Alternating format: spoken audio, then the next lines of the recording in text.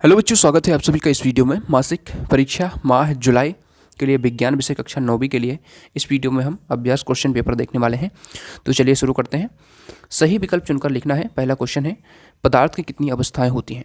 देखिए, आपको जो टेस्ट पेपर हो रहे हैं ये आपके 20 अंक के होंगे। ठीक है, सभी क्वेश्चन अच्छे से इनको कंप्लीट करना है, क्योंकि आपके आने वाली परीक्षा, त्रैमासिक परीक्षा और आने वाली छमाही परीक्षा सबके लिए इंपॉर्टेंट है ये सभी क्वेश्चन। तो पहला क्वेश्चन क्या है हमारा, पदार्थ की कितनी अवस्थाएं होती हैं। तो पदार्थ की 3 अवस्थाएं होती हैं, ठोस, द्रव और गैस। ठीक है, हालांकि चौथी अवस्था भी है प्लाज्मा, लेकिन उसको भी इंक्लूड नहीं करते। तो 3 ही अवस्थाएं हैं। ठीक है, वायु 1 बिलियन है, तो वायु 1 बिलियन है गैस में गैस का। ठीक है, तो इसमें ऑप्शन करेक्ट आंसर हो जाएगा।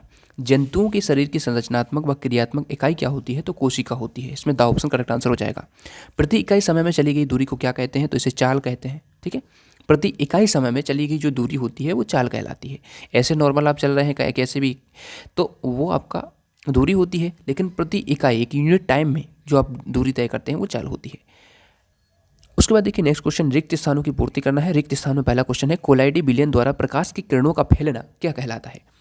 तो टिंडल प्रभाव कहलाता है। क्या कहलाता है, टिंडल प्रभाव। ठीक है, टिंडल इफेक्ट आपने पढ़ा होगा, टिंडल प्रभाव।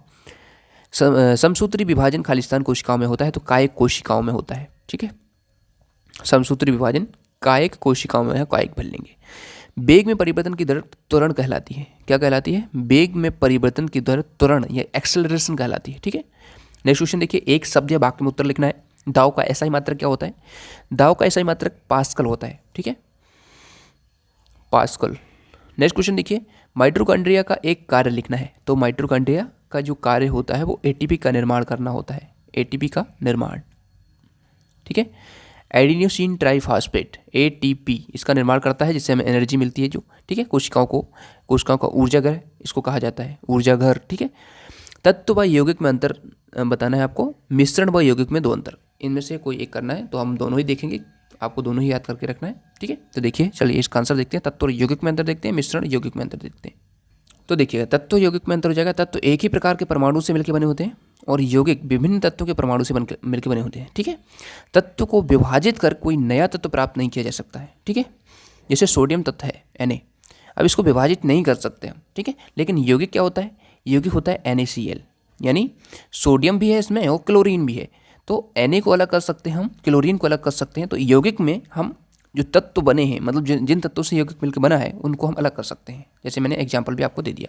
तो यौगिक को विभाजित कर विभिन्न तत्वों में प्राप्त किया जा सकता है। Na हम अलग ले लेंगे, सोडियम क्लोरीन अलग कर लेंगे। ठीक है, जो नमक होता है NaCl, सोडियम क्लोराइड, उसकी बात कर रहे हैं। तत्व के सूक्ष्मतम कण उनके परमाणु होते हैं, यौगिक के सूक्ष्मतम कण उनके अणु होते हैं। ठीक है, ये अंतर हो जाएगा तत्व और यौगिक में। नेक्स्ट क्वेश्चन हमारा था मिश्रण और यौगिक में अंतर, तो दोनों ये देख लीजिए। देखिए, मिश्रण यौगिक में क्या अंतर है। मिश्रण के अवयवों को भौतिक विधि द्वारा अलग किया जा सकता है। ठीक है, यौगिक के अवयवीय तत्वों को भौतिक विधि द्वारा अलग नहीं किया जा सकता है। ठीक है, तो ये आपका इसमें एक अंतर हो जाएगा। दूसरा देखिए, मिश्रण के निर्माण में ऊष्मा परिवर्तन आवश्यक नहीं है। यौगिकों के निर्माण में ऊष्मा परिवर्तन होता है। ठीक है, यौगिक का एक निश्चित सूत्र होता है, मिश्रण का कोई निश्चित सूत्र नहीं होता है। ठीक है, हालांकि ये इस तरफ लिखना था, ये वाला इस तरफ। ठीक है, तो इसको चेंज कर सकते हैं आप। उसके बाद देखिए अगला क्वेश्चन क्या करें, समांगी मिश्रण की परिभाषा लिखिए और विषमांगी मिश्रण की परिभाषा, दोनों ही लिखना है आपको। ठीक है, तो चलिए देखते हैं। हालांकि आपको टेस्ट पेपर में एक ही करना है, लेकिन फिर भी आप दोनों करके रखें। इससे क्या है आपकी तैयारी हो जाएगी। देखिए, वह मिश्रण जिसका संगठन सभी जगह समान हो, ठीक है, वो समांगी मिश्रण कहलाता है। इसमें विभिन्न अवयव अलग अलग नहीं दिखाई देते, जैसे नमक का जलीय विलयन, कार्बन डाइऑक्साइड में सल्फर। ठीक है, तो समांगी मिश्रण। विषमांगी मिश्रण क्या होता है, वह मिश्रण जिसका संगठन एक समान नहीं होता है, विषमांगी मिश्रण कहलाता है। उदाहरण के लिए लवण तथा सल्फर का मिश्रण।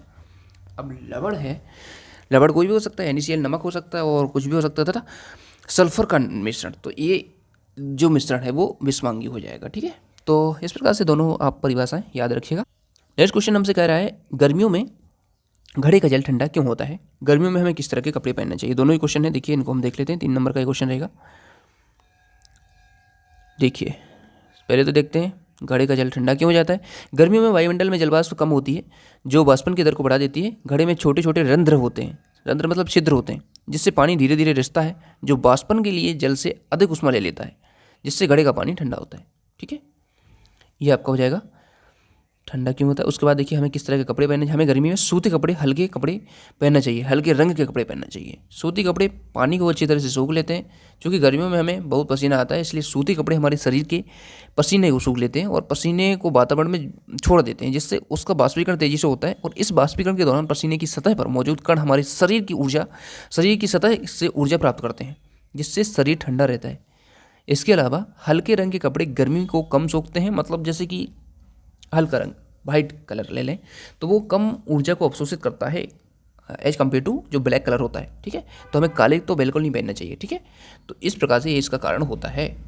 अगला क्वेश्चन क्या कह रहा है, अगला क्वेश्चन कह रहा है समसूत्री विभाजन और अर्धसूत्री विभाजन में अंतर लिखना है, कोई 4, ठीक है। उसके बाद प्रोकैरियोटिक और यूकैरियोटिक सेल्स में आपको अंतर लिखना है, कोशिका में, कोशिका मतलब सेल। तो देखिए प्रोकैरियोटिक कोशिका और यूकैरियोटिक कोशिका में जो अंतर है, सबसे पहले हम देखते हैं समसूत्री और अर्धसूत्री विभाजन में अंतर, ठीक है। तो समसूत्री विभाजन क्या होता है, यह शरीर को सभी देहिक, जो समसूत्री विभाजन होता है ये शरीर की सभी देहिक कोशिकाओं में होता है, और अर्धसूत्री विभाजन ये केवल जनन कोशिका में होता है, ठीक है। इसमें गुणसूत्रों की संख्या में कोई परिवर्तन नहीं होता है समसूत्री विभाजन में। इसमें संतति कोशिकाओं में गुणसूत्रों की संख्या जनकों की संख्या की आधी रह जाती है, तो इसमें गुणसूत्र आधे हो जाते हैं, इसमें संख्या में परिवर्तन नहीं होता है। इसमें एक जनक कोशिका से 2 संतति कोशिकाएं बनती हैं, और यह एक जनक कोशिका से 4 संतति कोशिकाएं बनाते हैं, मतलब इसमें 4 कोशिका बनती हैं, ठीक है। उसके बाद यह 5 प्रवस्थाओं में पूर्ण होती है, और यह 2 उपविभाजनों में पूर्ण होती है, प्रत्येक उपविभाजन 4 प्रवस्थाओं में विभाजित होता है। तो ये समसूत्री और अर्धसूत्री विभाजन में अंतर हो जाएगा आपका, ठीक है। उसके बाद आपका लास्ट प्रश्न है प्रोकैरियोटिक और यूकैरियोटिक कोशिका में आपको अंतर लिखना है। तो इस प्रश्न को आप स्वयं ढूंढ सकते हैं, ठीक है, और कर सकते हैं। चलिए मिलते हैं नेक्स्ट वीडियो में। Thanks for watching. और सभी विषयों के इस प्रकार से पूरे सॉल्यूशन सहित आपको अभ्यास प्रश्न पत्र चाहिए है तो कमेंट कर देना, साथ ही चैनल को सब्सक्राइब जरूर कर देना, नए हैं तो टेलीग्राम चैनल को ज्वाइन कर सकते हैं। इंस्टाग्राम पर मुझसे बात करने के लिए इंस्टाग्राम पर आप जुड़ सकते हैं, और हमारे व्हाट्सएप चैनल को भी आप ज्वाइन कर सकते हैं। लिंक सभी के डिस्क्रिप्शन में मिल जाएंगे, और पिछले वीडियो आप जाके चैनल पे जाके देख सकते हैं, प्ले लिस्ट पे या फिर वीडियो सेक्शन में जाके देख सकते हैं। चलिए मिलते हैं नेक्स्ट वीडियो में। Thanks for watching, bye bye.